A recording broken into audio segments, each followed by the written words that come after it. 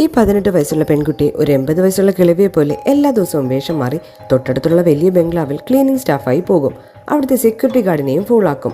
അവൾ സ്വയം കൺഗ്രാജുലേറ്റ് ചെയ്തു പോകാൻ നേരം സെക്യൂരിറ്റി ഗാർഡ് വന്ന് സ്റ്റോപ്പ് ചെയ്തു. ഗാർഡ് പറഞ്ഞു, നിങ്ങൾക്ക് ഇന്ന് എന്തോ മാറ്റമുണ്ട്. ആന വിചാരിച്ചു തന്റെ സത്യം പുറത്താകുമെന്ന്. അന്നേരം ഗാർഡ് പറഞ്ഞു, നിങ്ങൾ ഇന്ന് കുറച്ച് കൂടുതൽ സുന്ദരിയായിട്ടുണ്ട്.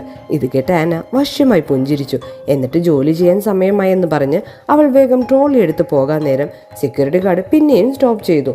അടുത്തേക്ക് വന്ന് ആനയുടെ കയ്യിലേക്ക് ഒരു ഡ്രിങ്ക് വെച്ച് കൊടുത്തിട്ട് പറഞ്ഞു, റെസ്റ്റ് എടുക്കണം, അല്ലേ പരിക്ക് പറ്റും. അങ്ങനെയെങ്ങാനും വന്നാൽ എനിക്ക് സഹിക്കാനാവില്ല.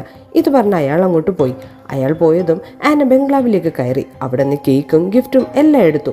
പിന്നീട് അവൾ ബാത്റൂമിൽ പോയി അവളുടെ മേക്കപ്പ് എല്ലാം കഴുകിക്കളഞ്ഞു. ഇവൾ ആന. ഇവളുടെ ബോയ് ഫ്രണ്ട് ഒരു ബിഗ് സ്റ്റാറാണ്. ആരും കാണാതെയാണ് ഇവർ മീറ്റ് ചെയ്യുന്നത്. ഇന്നൊരു സ്പെഷ്യൽ ഡേ ആണ്. കാരണം ബോയ് ഫ്രണ്ട് ഇന്നത്തെ അവാർഡ് നൈറ്റിൽ തൻ്റെ ഗേൾ ഫ്രണ്ട് ആരാണെന്ന് അനൗൺസ് ചെയ്യും.